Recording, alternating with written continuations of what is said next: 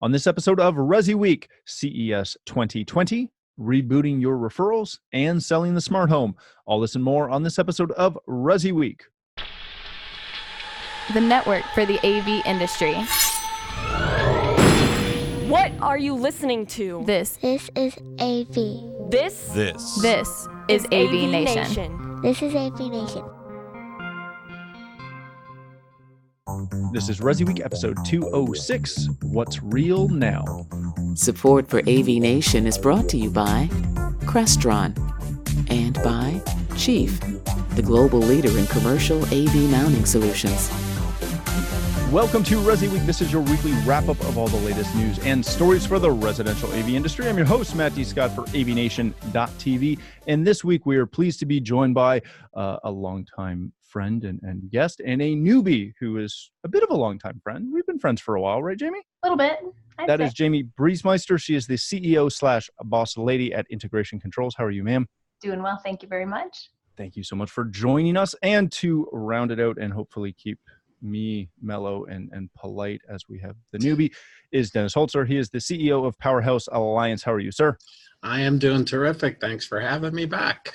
Thank you guys both for being here. We're going to kick this off, shockingly enough, with a story that comes to us from The Verge, CES 2020. Again, I know you're shocked. We're talking CES right after CES, but it's what you have to do. Dennis, I want to start with you partially because you were at the show, but also just because you were at the show. So it fits very well. CES for a long time kind of had that impression, that concept that it was for everybody, but a lot of it was about us. As people that work in the residential tech industry, CES was a ton of residential tech. It keeps expanding. It keeps becoming the juggernaut that it is now. And I would almost argue that if you read through the Verge story, for example, very little residential tech pops up in that story of their best of. What did you see that fits our industry that got you excited, as well as what was just there that gets you excited about tech in general? To be honest, nothing, and nothing. Probably not the answer you want to hear. I think what's happened is the show has become such a broad stroke show, covering so many categories from bathtubs to obviously electronics, talking about Kohler and their new app developed toilets and tubs. But I think what's happened is that the show now really, in my opinion, fits what it's called the consumer electronics show. Okay. It is all about different types of electronics for the consumer.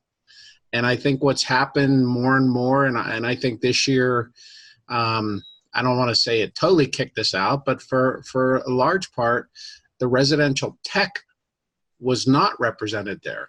A lot of the electronics that goes into it was, but as far as installation and, I think, and I was kidding with someone there that the one thing I would have liked to seen, I did see everything, but the one thing I would have liked to seen is a recliner with wheels and a steering wheel, because a lot of that stuff was app-based products now that, for different consumers are useful in the home. But by and large, a lot of the electronics was that you would never have to leave your chair in your home. And from app basing, your tub with water to your new Serta mattress with speakers to drones, you could just literally sit on your sofa in your family room and never move, and yet do everything you need to do during a given day. That seems like a very lazy approach, but I kind of like it. So let me ask you just this quick follow-up before we move on to Jamie. Is it something where we're just not part of that industry anymore? Like, is it just that some of our building blocks are there, or is that do we just not really belong? No, I think some of our building blocks are there, but the biggest problem, and I speak for me, who obviously, does a lot more work geared obviously towards the CEDIA channel, the ISC channel, but I think the biggest problem is that the vendors, by and large, that are in our space were housed mostly in the Venetian. Right. So in my case, here's a show that was Tuesday, Wednesday, Thursday, Friday. I spent all day Tuesday and Wednesday just in hotels outside of the show, which was where the majority of our building blocks were located. And so, and when you say building blocks, obviously a lot of our projects start with video.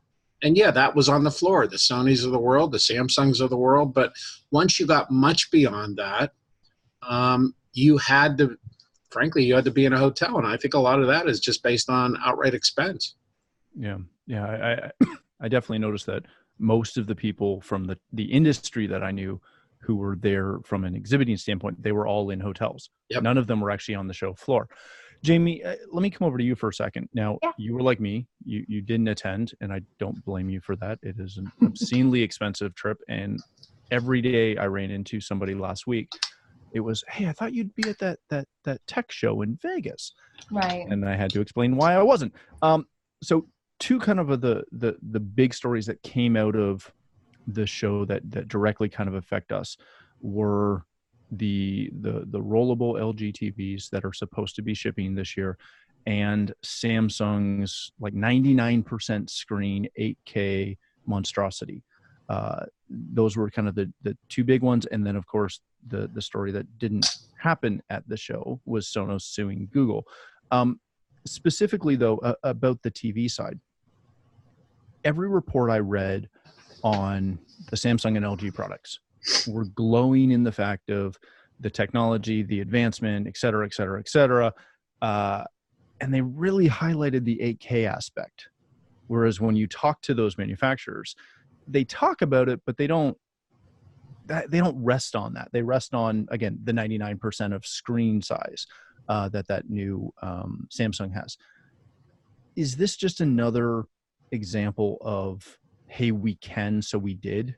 Or is this something that, like, how do we, as the channel, as the industry, as Integration Controls, how do you go sell that to a customer? Well, to sell 8K is kind of a little bit smoke and mirrors, in my opinion, at the moment. Certainly to plan an infrastructure to consider it as next step, but to go out and sell someone, a lot of our clients, you have to educate on what the K even means. You know, they feel their high def is great. Okay, I bought a 4K, great. Now 8, can we even get anything in 8K? And so there's a lot of education that goes around in the content and what's real now and what's preparing for the future. I certainly think it's valuable to know that it's happening, to know that the products are being developed towards 8K. But to say that I'm going out and actively selling someone on 8K right now is not really happening. We need more content, I feel, but it's neat to see. You know, to me, CES, and part of the reason why I don't attend frequently, I've been before, is because it's not tangible at the moment. Our time is better spent, in my opinion, my time is better spent to other shows that more directly impact our day-to-day. So I don't disagree with that. Yeah. That's been my stance for a while. Hey, thanks for watching the first segment of this week's episode. To catch the entire show, please click the link below or visit avnation.tv. That's avnation.tv.